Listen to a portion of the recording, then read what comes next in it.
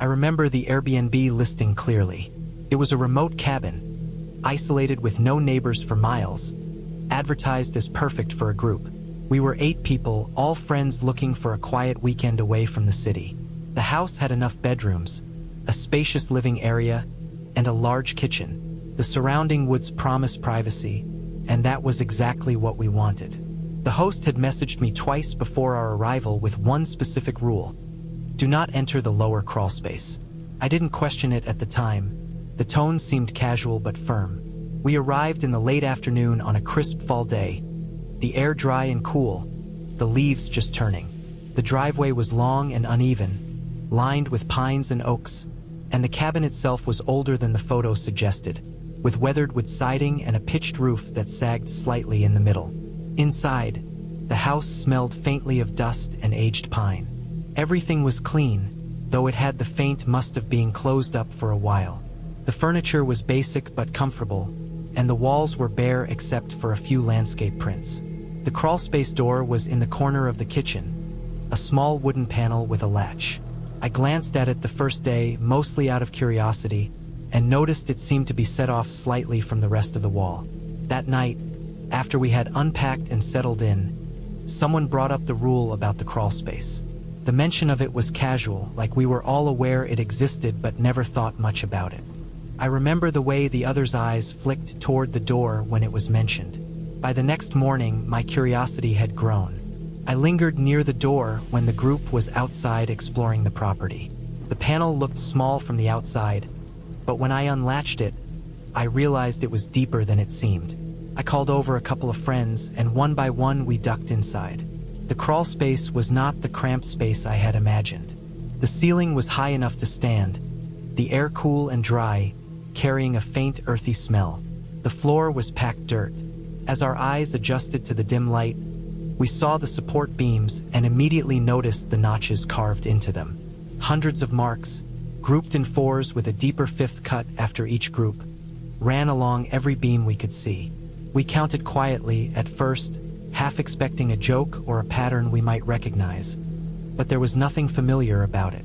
We traced the notches with our fingers, the wood rough and splintered under our touch, feeling the depth of the cuts.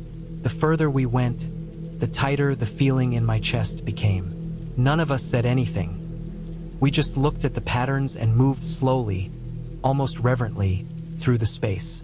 The air was still heavy in a way that made every sound feel louder than it should.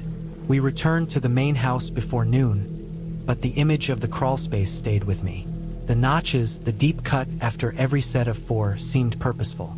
By that evening, after a long hike in the woods surrounding the cabin, I noticed a subtle shift. As we moved around the living room, kitchen, and bedrooms, there was a faint noise outside. At first, it was easy to dismiss as wind through the trees or the movement of wildlife. Then it became clearer. When we walked from the kitchen to the living area, a crunching, deliberate rhythm followed us outside. It mirrored our steps perfectly. Each time we stopped, the noise stopped. When we moved again, it continued, step for step, circling the cabin. I looked out the window, scanning the surrounding trees, but saw nothing. The shadows were deep, the moon thin, and the night quiet except for that impossible rhythm. We moved slower, almost holding our breath, and the sound paused each time we paused. When we reached the living room, it moved away, only to return when someone entered the hallway. The synchronization was too precise, too conscious to be coincidental. Sleep that night was fitful. I kept hearing the sound of footsteps outside, but I couldn't be sure if it was real or imagined. Every noise in the cabin, the creak of the floorboards, the wind against the siding, made me jump. My friends were restless as well, pacing or sitting silently, checking windows, trying to convince themselves that it was nothing. I felt the crawlspace door in the corner of the room, its presence pressing against the edges of my mind. That morning, the tension reached its peak. We noticed immediately that the door had been nailed shut from the outside. The nails were new, small, crude. None of us had done it, and we all understood that. No one admitted it, but the shared realization hung between us. The sense of unease was almost physical, like the cabin had tightened around us overnight. We spent the morning checking the house, looking for signs of entry or disturbance, but found nothing else unusual. The windows were locked, the exterior doors secure, and there were no tracks in the surrounding yard that indicated someone had been around. The crawl space was inaccessible, the pattern of notches now a locked mystery. Each of us considered calling the host, but we were hesitant. The rule about the crawl space suddenly carried a weight it hadn't before. We left the cabin that afternoon, lingering over the driveway, the sound of the forest strangely muted. On the drive back, the image of the notched beams replayed in my mind. I kept thinking about the pattern for cuts, one deeper, repeated hundreds of times. There was no obvious reason, no clue, nothing to explain it, yet it felt deliberate, meant to be seen, and meant to be remembered. Looking back, I understand now that the house was designed to be private, unremarkable, almost sterile on purpose. But the crawl space was not part of that design. It was something else entirely, hidden beneath the veneer of normalcy. The footsteps that night were someone or something paying attention in a precise, almost obsessive way. Whoever had nailed the door shut from the outside knew we had been inside. They had seen us, or at least understood our movement patterns well enough to react. The experience left an impression that didn't fade. I don't think there was a supernatural element. It was human, grounded in reality, but calculating and unseen. That made it worse because it meant someone had been watching us, prepared for the exact moment we would break the rule, and had taken action without ever revealing themselves. Months later, I still think about that crawl space. The notches, the rhythm outside, the door nailed from the outside, those details remain vivid. I've returned to Airbnbs many times since, but I've never been as careful about rules or curiosity. The cabin taught me that some boundaries exist for a reason, and the consequences might not be obvious at first, but they are very real. The entire ordeal was tangible, frightening, and entirely human. It didn't need any embellishment to be terrifying. The control of space, the precision, the silence, all of it reminded me that even in isolation, privacy can be violated in ways that are methodical, unyielding, and entirely believable. We left without a word, and I never went back. I don't need to know what those notches meant or who nailed the door shut. The knowledge that someone had the capability and intent to act in silence was enough.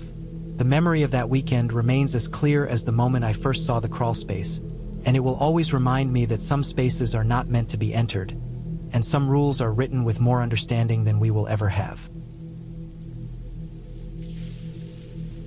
I booked the place in early November of 2016, after the funeral and the paperwork and the quiet phone calls stopped. I needed a stretch of days where nothing asked anything from me. Northern Minnesota showed up on the map as a flat blue smear of lakes and forest, far enough from my apartment that no one would drop by. The listing was cheap for the season, winter-rated, and described as a restored fishing shack on a remote lake with a caretaker nearby. I took that to mean plowing, maybe a generator check if the power failed. I wanted to sleep, walk, and sit with the loss until it dulled. The drive north felt longer than it should have. Past Duluth, the roads thinned and the gas stations spaced out. The sky was low and white. Snow came and went, a dry skim across the asphalt. When I turned off the county road onto a narrow gravel track, the lake appeared without warning, a dull plate under ice skin near the shore. The shack sat alone on the near bank, a dark rectangle with a short dock reaching into gray water. The caretaker's truck was already parked outside when I arrived. An older pickup, dark red under salt and mud, angled close to the door. I told myself that was good service. I parked a few feet away and carried my bag inside. The place smelled clean, like bleach and cold wood. It looked staged in a way I couldn't place at first. There were no books, no magazines, no photos, nothing tucked into corners. The table and chairs were bolted to the floor, the bed frame anchored to the wall studs, the couch fixed in place as if for a ferry crossing. The cabinets were empty except for a few basic dishes and a pan with a dented handle. No food left behind. No notes. The windows were bare. The only decoration was a map of the lake nailed flat above the table, edges squared with care. I unpacked and took a walk before dark. The caretaker's truck was still there. I assumed he would leave once he finished whatever he was doing. I didn't see anyone. The wind cut off the lake and found gaps in my coat. I circled the dock and came back inside. That first night I slept hard. Grief had been keeping me awake for weeks, and the quiet pressed me down. I woke once to the sound of boots on packed snow. The steps moved around the shack, slow, measured. They stopped under my bedroom window and stayed there. I lay still, counting breaths, waiting for a knock that never came. The steps moved on and faded toward the road. In the morning, the truck was gone. The snow around the shack showed fresh tire tracks heading out. I made coffee and sat at the table, looking at the lake through the glass. I told myself the caretaker had checked the place and left. That fit the listing. I tried to read but couldn't focus. I walked the shore again. No footprints except mine. The second night, the boots came back. Same pace, same pause under the window. I watched the light on the ceiling and waited for it to pass. The cold crept in along the floor. The steps circled twice before leaving. I slept after that, shallow and broken. On the third morning, I found the minnows. They lay on the dock in a straight line, heads toward the door, bodies stiff and rimmed with frost. They were clean and fresh, the kind sold at bait shops, not scavenged from the lake. I stood there a long time, breath fogging, trying to understand the choice. I didn't fish. I hadn't brought gear. I hadn't mentioned fishing in the booking. I hadn't seen anyone since I arrived. I went back inside and checked the listing again. The host name was the same. The profile photo had changed. The face was different. The bio text was unchanged. The reviews were unchanged. I assumed a glitch, an update, maybe a co-host. Still unsettled me. I took screenshots on my phone without knowing why. That afternoon I found small things out of place. The bolt on the back window had been slid halfway open. The bathroom trash was emptied, though I hadn't taken it out. The thermostat was set lower than I left it. I walked the perimeter and found fresh prints near the back wall. Large boots with a worn heel. They stopped under the bedroom window again, pressed close enough to scuff the siding. I considered leaving then. Pride kept me longer than it should have. I told myself I was imagining patterns. I told myself grief sharpened fear. I put the minnows in a bag and tossed them into the woods, farther than I could see. The boots came again that night. They paused longer. I could hear breathing, heavy and steady. The sound scraped along my nerves.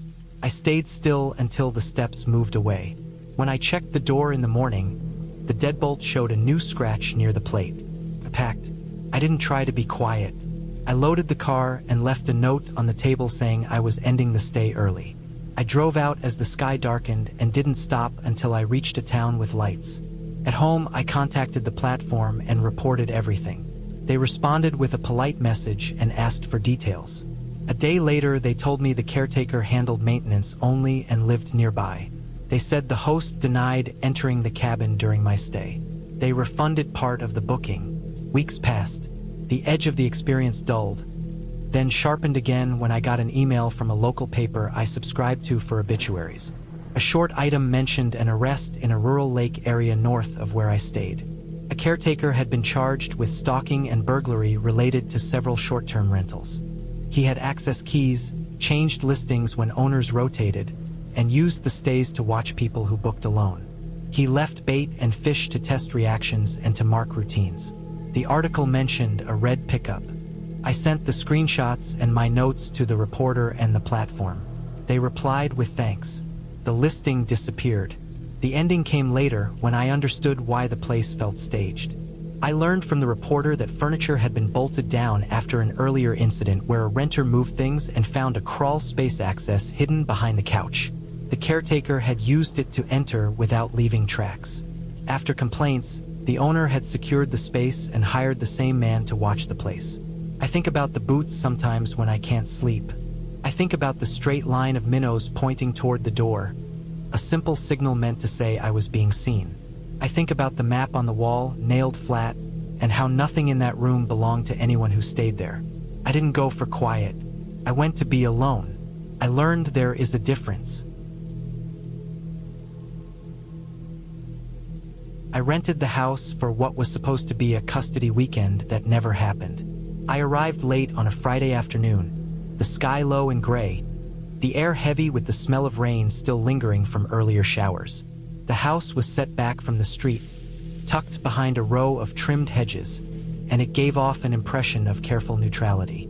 I had chosen it for that exact reason. The photos on the Airbnb showed a calm interior. Pale walls, soft rugs, rounded furniture without corners that could catch a child, gentle lighting meant to soothe. I needed the space to be neutral. I had no intention of introducing my own chaos into it.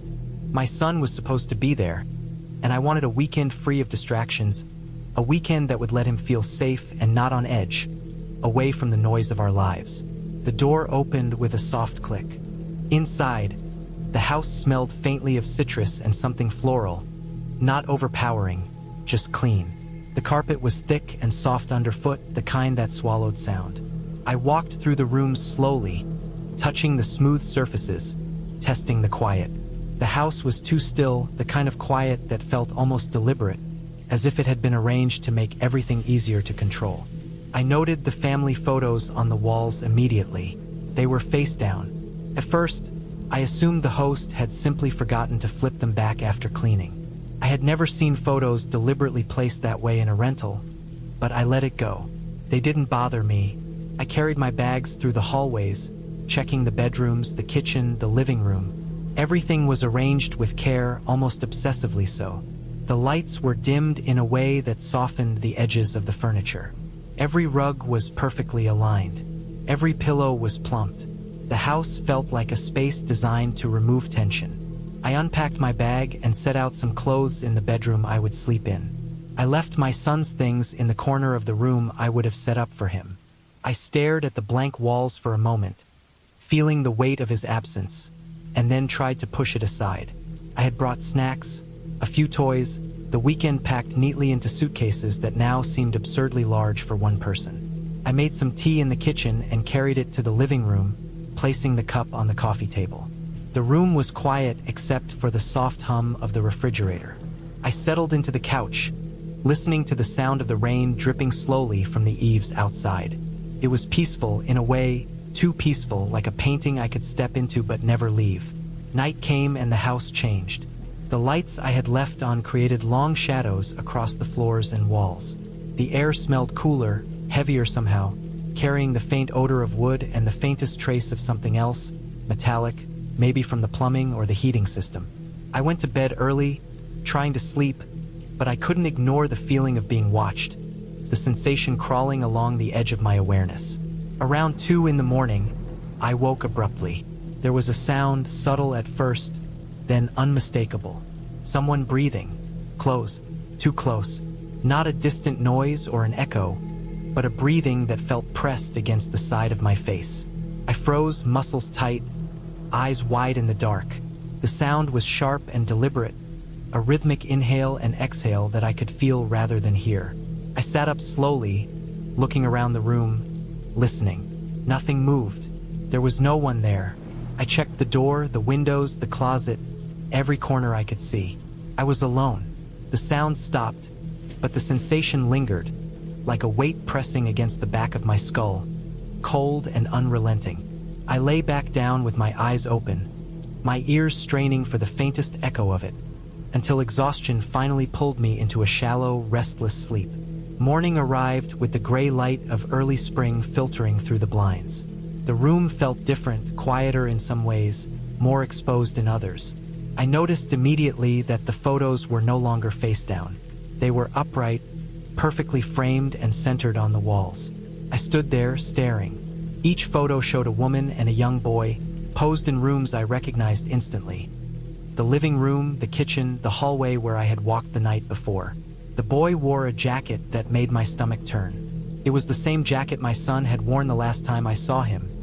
The last time he had been with me before the custody arrangements went wrong, before the lawyers and the paperwork had ripped our weekend plans apart.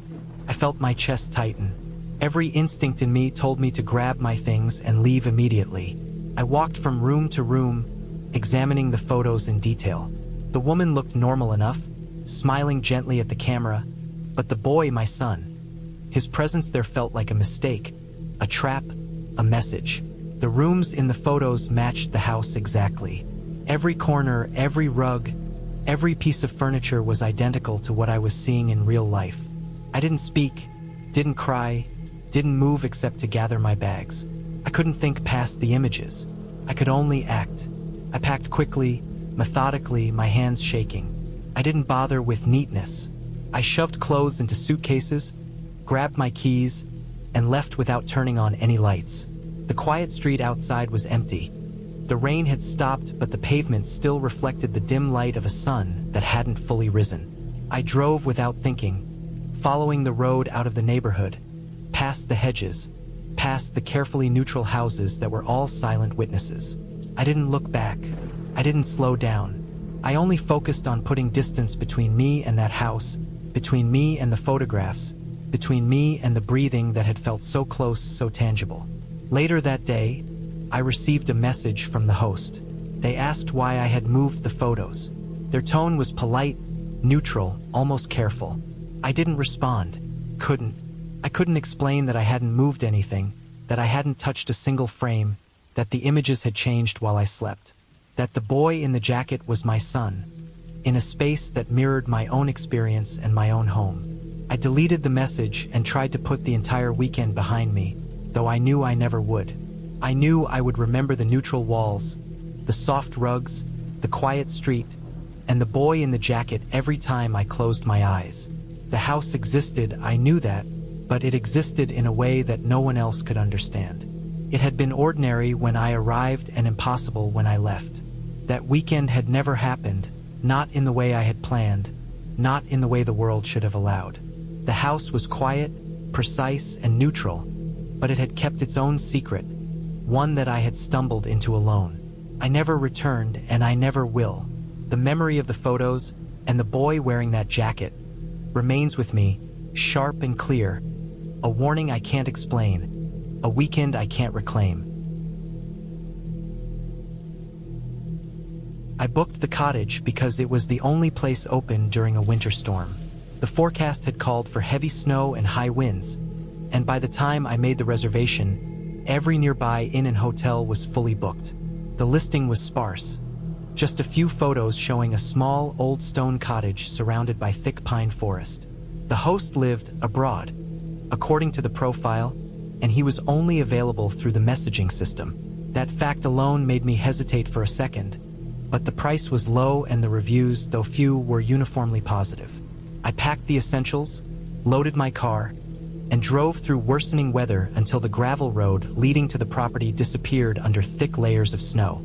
The cottage looked exactly like the pictures, though older in a way that photographs can't quite capture. The stone walls were weathered, the wooden shutters swollen from moisture, and a thin layer of frost clung to the roof. Despite the storm, the moment I opened the door, warmth hit me. The fireplace was already burning, embers glowing in the hearth as if someone had just left. The smell of wood smoke was strong and comforting, and it mingled with the faint scent of aged timber and cold stone. I set my bags down and ran my hands over the furniture, noticing small details. Scratches on the arm of the sofa, the tiny chips in the ceramic mug resting on the table, the faintly worn rug in front of the fire. Everything had been used, cared for, but in a distant, almost deliberate way. On the table, I noticed an envelope. It was cream-colored, thick paper, and my eyes caught the name written on it. It wasn't mine. I hesitated before opening it, and inside was a stack of bills, neatly folded, along with a small note in clear, careful handwriting. It said something like, "Thank you, Mr. H, for another quiet month." I flipped it over a few times, checking to make sure I hadn't made a mistake. There was no explanation, no indication of why it was there, only cash and a polite acknowledgement. I shoved it back into the envelope and set it aside. My first thought was that it was some kind of mistake, the host's mail maybe accidentally delivered. I felt a slight twinge of unease, but the storm was relentless outside, and the warmth inside the cottage was a temptation I couldn't resist. I poured myself a cup of tea from the kettle on the stove and sat by the fire, listening to the wind press against the walls. That night I slept fitfully. The storm made strange noises, snow brushing and scraping against the stone walls, and every time the wind shifted, the old windows rattled. In the morning, I woke to the faint glow of sunlight reflecting off the snow. On the table, the envelope had changed. There was more cash, a larger stack than before, and another note thanking Mr. H. For another quiet week, I stared at it, unsure if I should leave it untouched, take it, or try to track down the intended recipient. My practical side warned me that it was wrong to touch it, but the thought of leaving it there felt almost impossible, as if the envelope had become part of the house itself. I tried to focus on simple things. Making breakfast, clearing the snow from the small porch, stacking firewood from the pile next to the shed. The storm was relentless, and I realized I hadn't seen another car on the road since I arrived. The isolation was heavy, oppressive in a way that had nothing to do with the cold. The cottage felt alive, not in any supernatural sense, but in the quiet insistence of being observed. It wasn't that I could hear people moving, but the space itself seemed aware. Every time I glanced toward the table, my eyes caught the envelope in the same place, perfectly aligned, almost waiting. The following days were similar. Each morning, more money appeared, accompanied by notes thanking Mr. H. for continued discretion. I tried to ignore it, but the weight of it grew. I explored the house, walking through the small rooms, noting details that made it feel as though someone had been watching me since before I arrived. The floorboards creaked in patterns that seemed deliberate, and the smell of smoke never fully faded, as though the fire had been stoked in my absence. I began to notice small inconsistencies. My boots placed neatly on the rug in the entryway even though I had left them by the door, the kettle positioned differently than I had left it. Nothing overtly threatening, but precise, deliberate movements that suggested someone else had been here, despite the host supposedly being abroad. The fourth night was the worst. I had stacked the fire, sat down with a book, and tried to calm my thoughts, but around midnight, I heard it. Footsteps approaching the front door. Heavy, slow, deliberate. Whoever it was didn't knock. They stopped outside the door, just beyond the threshold. I froze, listening, heart racing. The snow muted most sounds, but I could hear the faint crunch of the gravel under boots, the subtle shifting of something heavy. I stayed still for a long time, hoping they would leave, but the sounds persisted. I realized that this wasn't a neighbor. This wasn't the wind. This was someone standing outside the door, waiting for something, or maybe just watching. I didn't move until I was certain they had left, and even then, I waited an hour before crawling into bed, my hands trembling as I pulled the blankets tight around me. By dawn, the storm had subsided just enough to make driving possible. I packed quickly, leaving the envelope untouched on the table, more uneasy with each step toward my car. I drove away without looking back, the silence of the snow-covered forest pressing against the edges of the road, but safe enough that I could finally breathe. I didn't take the cash. I didn't leave a note. I just left, hoping to distance myself from whatever had been happening inside that cottage. A few weeks later, I received a message from the host. He asked why I hadn't paid, as though the cost had been agreed upon and recorded. There was no acknowledgement of the envelopes, the money, or the notes, just a simple inquiry about payment. I didn't respond. Later, I found out from a local who knew the area that the house had a reputation for being rented to people who were never the intended guests.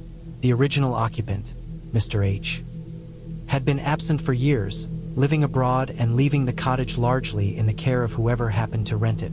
Occasionally, the host would leave small sums for Mr. H's use, and some visitors, like me, would unknowingly come into possession of them. The footsteps at the door were likely someone sent by the host to check the property during the storm, making sure everything was in order, but they had waited silently outside, expecting discretion, knowing that someone was inside who wasn't supposed to be. I still think about the cottage sometimes. I think about the careful stack of cash on the table, the precise, deliberate movements, and the footsteps that stopped just short of the door. There was nothing supernatural, no haunting, no malevolent force. It was simply a house used to a routine, a property maintained by someone absent but watchful, and a guest who had stumbled unknowingly into a system they couldn't understand. Leaving without taking anything felt like the only choice, the only way to respect the unseen rules of the place. Even now, I remember the warmth of the fire, the weight of the snow outside, and the way the silence of the house had carried the unspoken understanding that I was intruding. The experience wasn't terrifying in a cinematic way. It was subtle, insistent, and precise. A reminder that some spaces exist beyond the intentions of their visitors, quietly enforcing boundaries that outsiders will never fully grasp. I booked the hunting blind because the listing promised nesting owls within walking distance and I needed photographs for an article on nocturnal birds. The property was private, deep in a patch of mixed forest in northern Wisconsin, and the host had made it clear that I would be completely alone. I arrived just before dusk. The road was narrow and unpaved, lined with pines and birches that bent under the weight of wet snow from the previous week. When I parked, I noticed the blind from a distance. It was small, wooden, and roughly rectangular, raised on stilts about 6 feet above the ground. The paint was peeling, and the boards had weathered to gray. A small ladder led to a trapdoor that served as the entrance. The surrounding land was fenced, though the wire was old and sagging, barely containing the forest beyond. The first night was quieter than I expected. I had brought only the essentials: camera, tripod, notebook, sleeping bag, and a lantern. I climbed the ladder and settled inside, positioning myself where I thought I could see the clearing below. The blind was cramped, just enough room for one person and equipment, but the small windows cut into every wall provided a near 360-degree view of the woods. I unpacked my camera and began checking the lenses. It was the kind of place that demanded patience, and I was prepared for hours of sitting still, waiting for movement in the trees. When the sun dipped behind the horizon, the first calls started. High-pitched, repetitive, layered. The listing had mentioned owls, but there were far too many of them, and their patterns didn't match anything I had read about. Some called in pairs, some in trios, and others in sequences that repeated with intervals long enough to make me think the next call might come from something else entirely. I could not identify the rhythm, and the way the sound moved between the trees made it impossible to locate a single source. It wasn't quiet. It pressed against the blind, wrapping the small room in a web of calls. I didn't sleep much that first night. When I dozed, I dreamed of movement just beyond the windows. I woke several times, catching glimpses of shapes between the trees, but every time I raised the camera, there was nothing. The next morning, I stepped outside and inspected the blind more closely. That's when I saw the scratches. They were at head height, all facing inward, as if something inside had been trying to get out. The wood was split along the lines of the scratches, and some of the marks had a dark, almost dried appearance. They weren't recent, but they weren't ancient either. I ran my hand along one of the gouges and felt the splintered ridges. The effect was subtle but disturbing. I photographed them, intending to document the structure as part of my project, but there was an edge to the way my fingers traced the marks. The forest around me was still quiet in the morning, though the calls of smaller birds provided a faint contrast to the silent dread I felt. I spent the days following trying to capture images of the owls. I moved quietly, changing positions, focusing on the clearing. I noticed movement in the trees beyond my immediate range. Tall, bent shapes that I couldn't identify. They never entered the clearing, and when I swung the camera toward them, there was nothing. No eye shine, no outline in the infrared, no heat signature. I ran the camera through every setting, thinking maybe my equipment was malfunctioning, but the images were always blank in those areas, save for the occasional shadow that could be explained by branches or uneven light. Still, I felt watched. I moved only when necessary, but every time I glanced upward or behind me, I felt the sense of something aligning itself with my movements, keeping pace. It was subtle, almost imperceptible at first, but over the course of a few days, the feeling became undeniable. It was not fear born of ghosts or fantasy. It was the careful calculation of being observed by something with physical presence, and that presence made every sound, the brush of leaves, the snap of a branch, feel pointed and deliberate. By the third night, I had stopped trying to photograph the owls. Their calls had become background noise to my own awareness of the blind. I sat quietly on the floor, my back pressed against the wall, listening. The wind shifted through the trees, carrying the calls in unpredictable patterns. My attention kept snapping to the exterior walls of the blind, to the scratches I had seen earlier, to the shadows that moved where there should have been nothing. My camera sat on the tripod, lens angled at the clearing. Occasionally, I reviewed the images I had taken, half expecting to see some explanation, some figure, but the frames remained empty where I most felt the presence. The only evidence of anything was the feeling, the quiet, and the subtle sense of being enclosed in a cage with something observing from outside. The final night arrived with a sky full of stars and a cold wind that bit at the corners of the blind. I had eaten little and moved as little as possible. Around midnight, I heard it first, a heavy landing on the roof. Not the soft flutter of wings, not the clatter of small mammals, but something solid, deliberate, settling against the boards. I froze, listening as the weight shifted along the top, sliding down the wall until it rested along one of the vertical beams. I could hear it move with a fluid, deliberate motion, pressing itself close to the wood, listening. My first instinct was to grab the camera, but I didn't. I was terrified of confirming its presence. The minutes stretched, filled only with the sounds of small movements, the scraping of claws or hands, the settling of weight. I stayed still, holding my breath, and eventually it lifted off. The wind returned to normal, and the forest resumed its nocturnal chorus. I did not sleep after that. I remained seated against the wall until the first light of dawn pushed through the small windows. When I finally left, I descended the ladder slowly, each step deliberate. The scratches seemed sharper in the daylight. The forest felt the same as when I arrived, silent and indifferent, but I had changed. I packed the car in silence, avoiding looking back at the blind, and drove away without once glancing at the rearview mirror. The drive through the winding roads was tense. Every branch brushing against the side of the car or rattling against the frame felt like it could contain the same presence I had left behind. I never returned. I never photographed owls again. The experience was not about ghosts or monsters.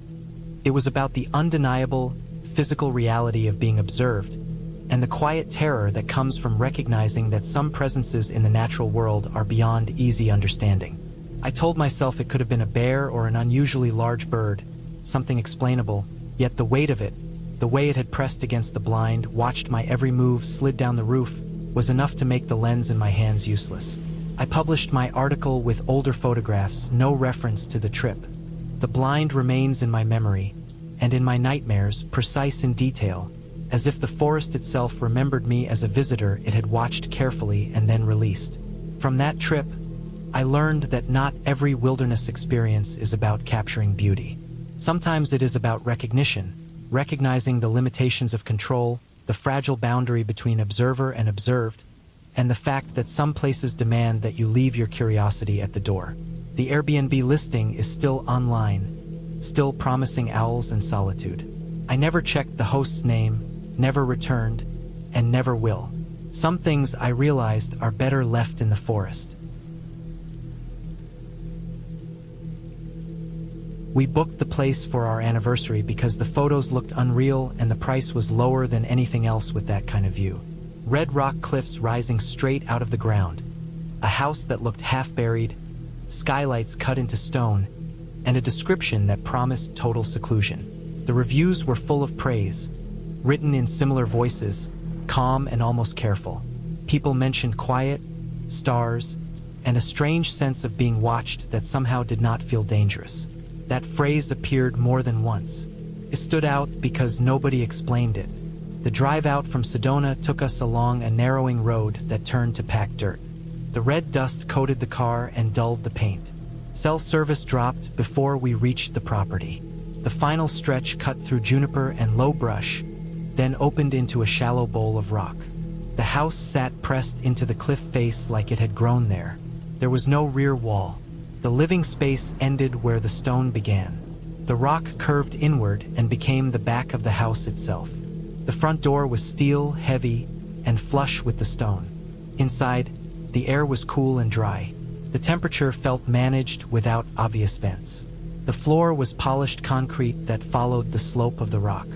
The walls that were not stone were bare wood and glass. Skylights were set directly into the rock above, thick panes bolted into carved openings. Sunlight filtered through and shifted slowly as the day moved. The place was clean in a careful way. No clutter, no personal items. Cabinets held dishes arranged with symmetry. The bed was made tight, corners tucked hard.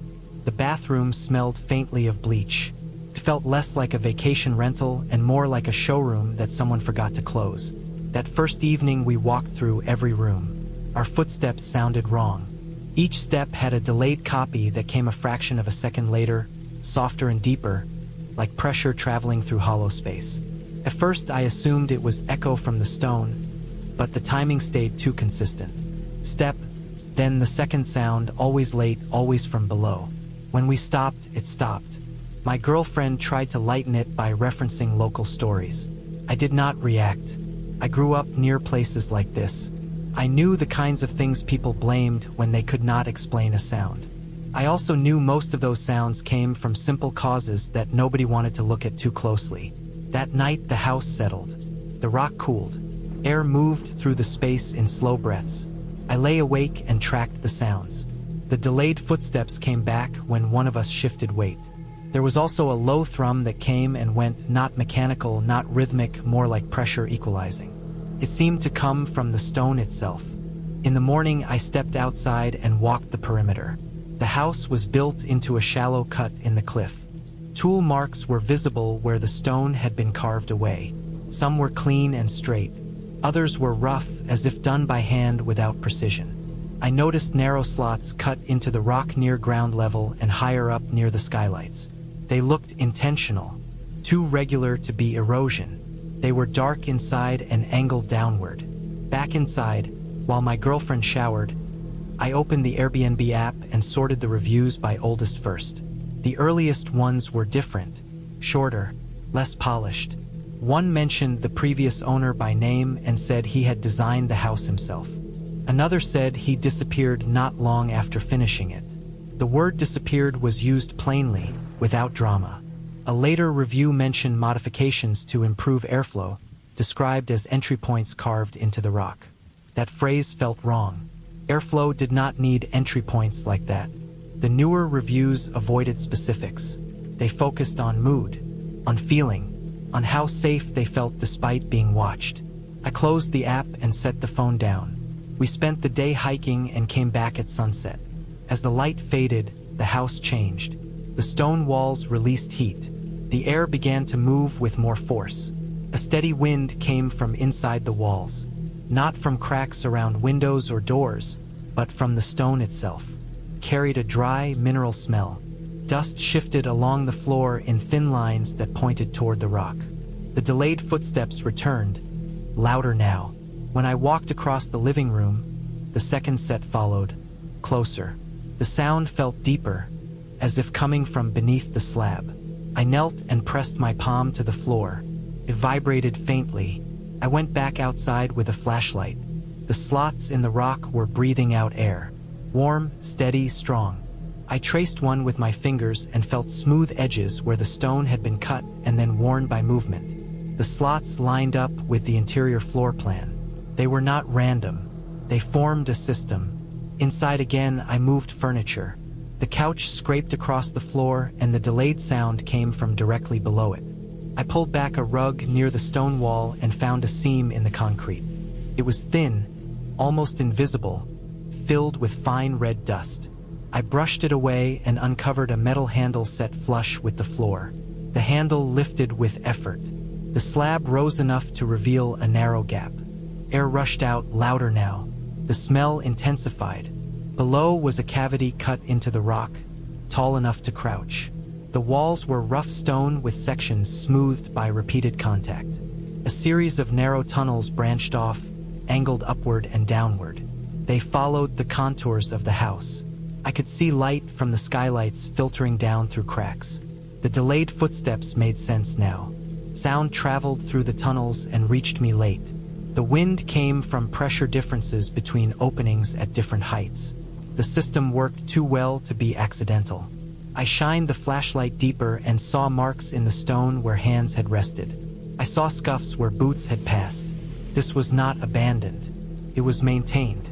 The air smelled lived in. There were no personal items left behind. No bedding, no trash. Whoever used this space knew how to erase themselves. I closed the slab and replaced the rug. I did not tell my girlfriend what I found. I did not want panic in a place where escape would take time. That night I slept lightly and tracked the sounds. They were closer, more deliberate, not random pressure shifts but movement paced to ours. When we lay still, it paused. At dawn I went outside again and followed the cliff line. Around a bend, hidden by brush, I found a steel hatch set into the rock. It was painted to match the stone and half buried in dust. The hinges were worn. The ground around it showed faint signs of traffic that wind had not erased. The picture came together with clarity that felt cold. The previous owner had carved a network of crawl spaces and vents under the house. He had designed it to be occupied without being seen. After he disappeared, someone else had taken over. Maybe a caretaker, maybe the owner listed on the app. Someone who needed to be there to maintain the system, to manage bookings, to keep the place earning money. Someone who used the tunnels to monitor guests, to ensure nothing was damaged, to satisfy whatever need watching fulfilled. The reviews made sense. Watched but safe. The watchers ensured safety because the house was also their shelter. No theft, no parties, no damage. Guests were observed, not harmed. The risk came from discovery, not violence. We left that morning without packing carefully. I locked the door and placed the key back in the lockbox. On the drive out, cell service returned. I reported the listing for safety concerns, described the crawl spaces and unauthorized access points. The response came hours later, automated and polite. Weeks passed. The listing disappeared. No follow-up came. No investigation that I could see. I looked up property records and found the owner listed under a holding company with an address in another state. The name of the original builder appeared in an old local article about sustainable desert housing. It ended with a line about his sudden absence and unanswered questions. What stayed with me was not fear in the moment, but the calm precision of the setup. The house was not haunted. It was engineered. The feeling of being watched was accurate because it was true. The safety came from the watcher's need to keep the system running. When I think about that place now, I think about how easily comfort can coexist with intrusion, and how often people accept a strange feeling as long as it does not interrupt their stay. We arrived at the house on a gray morning in late October, the sky low and heavy over the water.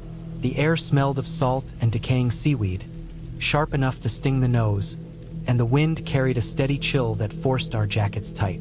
The house sat on a small bluff above the tide, its siding weathered to silver gray, shingles curling at the edges, and windows that reflected the sky like mirrors.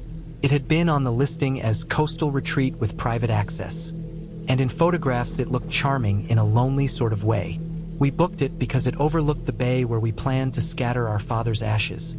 The water stretching wide and quiet, the horizon melting into a mist that blurred everything beyond the immediate shore. The drive there was silent, the kind of quiet that sets your thoughts loose in a way they rarely are at home. My sister, Claire, and I carried the urn carefully, talking in low tones about the day ahead, though the conversation always circled back to him. When we reached the house, a narrow gravel path led up from the main road, lined with driftwood and low, scrubby bushes, and a small wooden gate hung crooked on its hinges. The house was taller than I expected, 2 stories, with a porch running along the front. I noticed the boards creaked under our steps, the sound hollow and uneven. Inside, the air smelled of damp wood, salt, and something faintly sweet, like varnish or old paint. We unpacked slowly. The rooms were filled with furniture that had been chosen for function rather than comfort. The sofa sagged slightly, the chairs sturdy but cold to the touch. The floors were wide planks, uneven in places, polished thin from years of foot traffic. There were framed photographs on the walls, landscapes and seascapes, none of people. In the living room, a small wooden table held a guest book, open to the most recent entries. The names stretched back years, written in various handwritings, some barely legible, some neat and careful. I flipped the pages slowly, reading the dates and names, and noticed Claire's handwriting 3 pages ahead, dated 2 days after our arrival. I froze. The script was unmistakably hers. My heart thudded because she hadn't written it, and she looked at me the same way. She swore she hadn't. I believed her, of course. I thought perhaps someone with the same name had stayed here before, but the dates made no sense. It was impossible. I left the book open on the table and went into the kitchen to make coffee, trying to brush it off as a mistake. The house was old, the wood settled, the air heavy with memory, and I told myself I was reading too much into it. The day passed quietly. We walked down to the bluff, unpacked a small cloth, and scattered the ashes where the tide met the sand, the wind carrying the fine dust over the water. It felt right, final, the kind of closure that leaves a dull ache but also a strange peace. Afterward, we returned to the house, our boots wet with sand, clothes damp from the wind. We dried off and made small dinners, checking the guest book again, expecting something, though I didn't know what. Nothing had changed. That night, the wind picked up, rattling the shutters and sweeping across the porch. I was lying in the guest room, staring at the ceiling, when I realized Claire wasn't in the bed next to mine. At first I thought she'd gone to the bathroom. Then I heard the slow, deliberate sound of boots on the porch and the floorboards above me. My chest tightened. I got up and followed quietly, not wanting to startle her, and found her at the edge of the bluff, the wind tugging at her hair and jacket.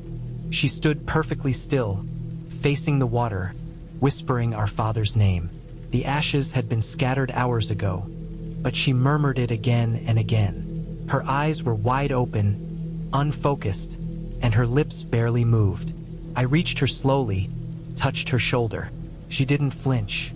I guided her back inside, the wind whipping behind us, and tucked her into the bed. She slept heavily after that, exhausted in a way I hadn't seen before. The next morning, she had no memory of leaving the room, no memory of the whispering at the edge of the bluff. I believed her when she said she didn't remember. We tried to go about the rest of our stay normally. I explored the house, noting how the floors slanted in certain corners, the way the old windows rattled when the tide rolled in, and how the smell of the sea seemed to seep in even when the doors were shut. The kitchen had drawers with utensils that didn't match, cupboards that stuck in odd ways, and a faint layer of dust on surfaces no one had touched for weeks. I wondered if the house had been empty much of the year, left to absorb the wind and rain, the memories of previous guests settling into the wood. On our last day, we left a note in the guest book about our stay, careful not to mention the odd incident with Claire.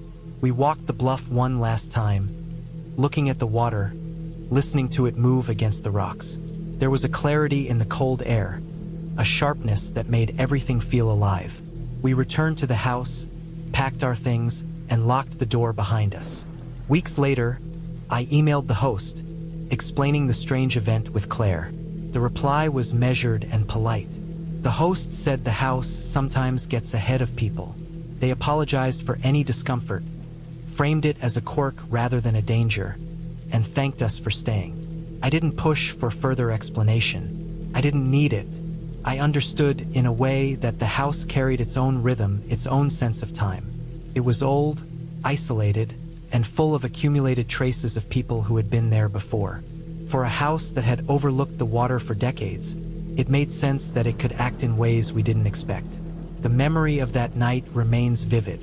The wind tearing at the edges of her jacket, the rough texture of the bluff under my hands as I steadied her, and the way her lips moved soundlessly, calling out for a father who was already gone. I never returned to the house, but I think about it when I hear wind over water, when I see an old building by the coast. The guest book, the pre-written name, the whispered words. They were markers of a place that had been shaped by countless people before us. A house that kept its own quiet record, sometimes ahead of those who stayed. I understood then that some places hold the weight of presence in ways that are not obvious, and that the stillness we seek can sometimes carry with it something we did not anticipate. The house, weathered and quiet, remained as it always had, watching the water, keeping its stories. I moved into the basement apartment on the west side of a quiet suburban street in Ohio during December of 2015. I was between jobs, scraping together what I could afford, and the listing caught my attention because the price was low, utilities were included, and it was close to public transit. The building was a 2-story house, divided so that the host lived upstairs and the basement was separate. The entryway had a small stairwell with narrow steps, and the door to the apartment opened into a low-ceilinged hallway with beige carpet, slightly worn but clean. The walls were painted a dull cream, the kind of neutral that disappears from memory, and the faint smell of dampness lingered in the air. The space had 2 bedrooms, a living area, a small kitchen, and a bathroom.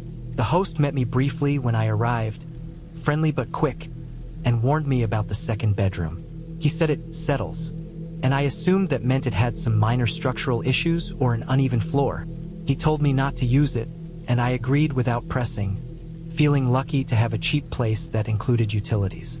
The first night was uneventful. I unpacked slowly, setting my clothes in the first bedroom and putting food in the fridge. The apartment felt safe, quiet, isolated beneath the house, insulated from street noise. The only sound came from the faint creak of the house settling above, and the occasional hum of the heater. I went to bed early, exhausted from moving boxes and walking around the city. The room was cold, but I kept a blanket tucked around my shoulders, the kind of cold that seeps into your bones slowly. I slept fitfully, waking occasionally to the sound of the radiator turning off and on, the occasional car passing outside. Nothing unusual. The second night, I was in the living area late, reading on my laptop, when I first noticed the sound. It was soft at first, tentative, a slow, deliberate pace in the second bedroom. The steps were careful, almost methodical, one after another, and then a pause. I froze, listening. When I moved, the pacing stopped. When I remained still, it resumed. At first, I thought I might be imagining it, attributing it to the house settling or the pipes. But there was a rhythm that didn't match the usual sounds of an old building. It was patient, deliberate, and it followed no schedule other than my movement. I stayed in the living room for the rest of the night, watching the dim light from the laptop reflect across the walls. The pacing continued in the room next door, and I began to notice the pattern. Slow steps, a stop, then steps again, as if whatever was in that room was aware of me, conscious of my position. I couldn't see inside, and I didn't dare enter. The sound was steady enough that I could measure the time between pauses, and by the second week I could anticipate it. Each time I moved through the apartment, the pacing responded, halting when I halted, resuming only when I shifted my weight or stepped. It was unnerving because I had no way to explain it. One morning, I swept the apartment, moving furniture and tidying corners. When I pulled the couch away from the wall in front of the second bedroom, I noticed dust that had collected unevenly across the floor. Bare footprints trailed from the second bedroom toward my own room. They were small, human-like, careful, and stopped just inches from my door. My heart sank. The footprints had not existed the night before. They were clean, defined, and impossible to dismiss as a trick of light or dust. I followed them back to the door of the forbidden bedroom, noting how the tracks ended abruptly, as though the person walking had vanished into the floor. I did not touch the dust. I did not enter the room. I left everything as it was and stepped back into the living area. The pacing that night was louder somehow, closer. It traced my movements, responding to every step, following the edge of my field of movement. I did not sleep again that night, sitting in a chair in the living room with the lights on, eyes fixed on the hallway leading to the second bedroom. The silence outside was complete. No wind, no passing cars, nothing except for the deliberate rhythm of those steps. When I moved to the kitchen, the sound paused, resumed only when I returned to the hallway. My breathing grew shallow, my awareness heightened to every creak and shift in the apartment. Days passed with the same pattern. I avoided the second bedroom entirely, staying in the areas that felt safe, but I could never shake the feeling that the pacing had begun to anticipate me, responding even before I moved. My personal space felt invaded without a visible presence. I kept a notebook, recording the time and duration of each occurrence, trying to make sense of it, to find patterns or triggers, but the pacing remained consistent, patient, and meticulous. Finally, I decided to confront the situation with the host. I asked him about the second bedroom, explaining that I had heard pacing and found footprints in the dust. He listened, calm, and when I finished, he seemed almost relieved.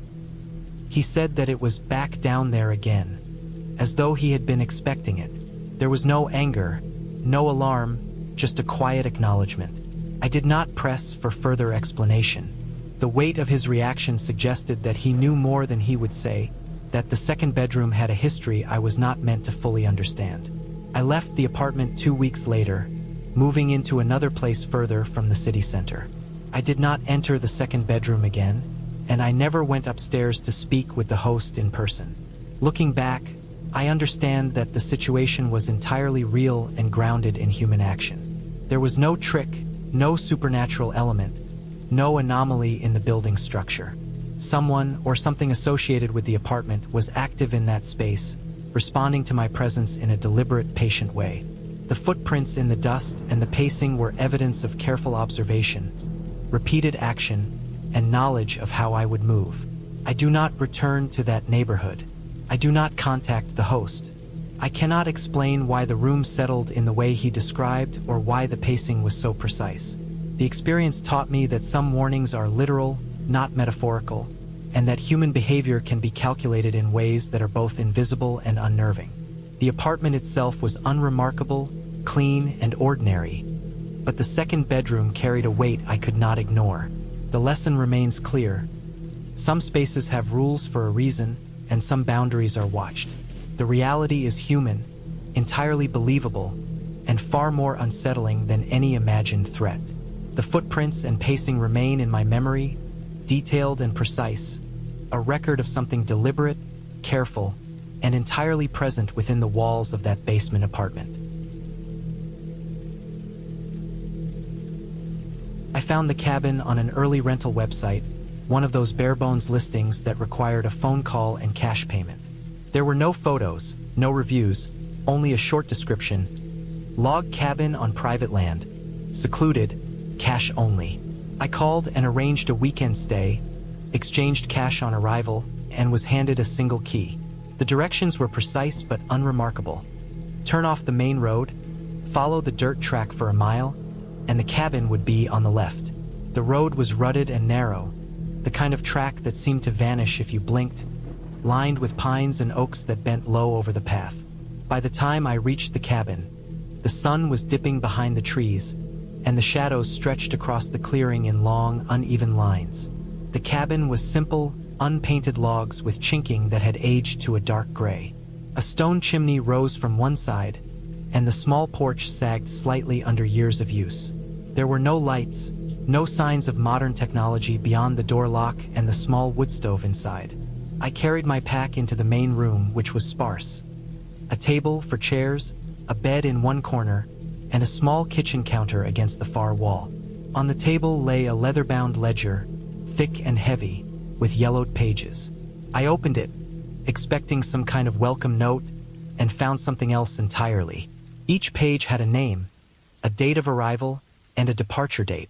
Everyone had signed twice, once on arrival, once on departure. The second signature was always shakier, uneven, as if the person holding the pen had grown tired or unsteady. I signed in and closed the ledger. The cabin smelled of old wood and faint smoke, a lingering trace from years of use. I unpacked slowly, stacking my camera and notebooks on the counter. Outside, the forest was quiet. Birds had retreated to their nests, and the wind whispered through the branches, brushing against the roof and walls. The stillness was almost perfect, but by the time night fell, I began to notice subtle movements, small but deliberate, like the cabin itself was responding to some unseen weight. That first night, I tried to sleep. The wood stove was crackling, the fire warm, and the bed was firm but comfortable. Around midnight, the floorboards creaked as if someone had stepped lightly on the porch, pressing against the cabin's structure. The sound moved from one end to the other, slow and measured. I got up and peered out the small windows, but the clearing was empty. The trees swayed in the wind, and the moon cast irregular patterns across the ground. I lay back down, heart still racing, telling myself it was the wind, the way old cabins settle at night. Still, the feeling remained. A weight, not on me, but on the walls themselves, testing them, pressing against them in rhythm with my own breathing. I did not sleep well. The second night was worse. I had set up my camera to capture images of the forest from the window, hoping to distract myself with work. Around the same hour, the same creaking and pressing returned, heavier this time, concentrated along the far wall. I could feel the vibration through the floorboards, small but consistent. I examined the exterior the next morning and found no footprints, no signs of animals large enough to make that weight. The ground was soft from recent rain, yet there was nothing. I documented everything, photographing the boards, the porch, even the knots in the logs, but none of it explained the sensation. The ledger sat on the table, unopened, like a quiet reminder of the people who had come before, each leaving in the same order, each with a second signature that trembled and swayed as if the pen had been forced through resistance. The third night was unbearable. I stayed awake for hours, sitting with my back against the wall, the fire burning low. The pressing returned in waves, testing the cabin with different rhythms. At times it was concentrated along the corners, at other times it ran the length of the walls. I could hear the timbers sighing and groaning, responding to the weight. I had considered the possibility of bears or other large wildlife, but the movement did not match the sound of claws or feet. It was pressure applied in patterns that no animal could replicate, deliberate and methodical, as though something or someone was gauging the limits of the structure. I kept my camera trained on the windows, the porch, and the clearing beyond, but I captured nothing unusual. Shadows fell where they should, branches moved in the wind, and the moonlight glinted off the leaves. Yet I could not shake the sensation that the cabin itself was under observation, and that my presence was noted, measured. I spent most of the night alternating between standing near the door, ready to leave if necessary, and huddling by the fire, trying to convince myself it was nothing more than imagination. By dawn, the pressing had stopped, leaving the cabin silent again. The only evidence a few creaking floorboards and my own racing heartbeat. I packed my things and prepared to leave. The ledger sat on the table, waiting. I opened it to the last blank line, wrote my name and dated the page. I hesitated, staring at the second column, the one where I was supposed to sign upon departure. My hand moved as if drawn by instinct, placing the pen against the page. When I set it down and looked, the handwriting was not mine. The letters slanted oddly, uneven in a way that reminded me of the shakier entries from previous visitors. I flipped through the ledger, tracing the lines of each name and departure, noting how each second signature bore the same unsteady marks, almost as if someone or something had completed it after the person had left. My mind raced for rational explanations. I had been alone the entire stay, the cabin was remote, and the key had never left my possession. The signatures were clearly written with intention, not forged in haste. Yet the evidence was undeniable. I left the cabin and drove back along the rutted track, the forest pressing against me from both sides. The air in the car felt thin, the light of the morning harsh after 3 nights of dark confinement. I did not speak, did not stop, did not look back. Weeks later, I returned to my work, my photographs, my daily routine, but the memory of the cabin stayed with me. I never rented a property that required cash only again. I never stayed in a place without photographs or references. I never touched a blank ledger in someone else's home. The experience was not terrifying because of threats or danger I could describe. It was terrifying because of the certainty that the cabin recorded something of its occupants, something beyond my understanding or control, and had left its mark in a way that I could not erase. I never returned to that region, never revisited the listing, and never mentioned the ledger to anyone beyond a passing comment. Yet I can picture it clearly, the way the walls held pressure, the rhythmic creaking, the shadows in the corners, the deliberate weight moving along the structure. I can see the handwriting that was not mine, the way it slanted, uneven and deliberate, and I understand that I will always carry the evidence of that place with me. It was a simple log cabin, a quiet structure in the woods, yet it had recorded my presence, tested my attention, and left a mark that was entirely beyond my control. It remains, in memory, precise and exact, a reminder that some places measure us in ways we cannot anticipate.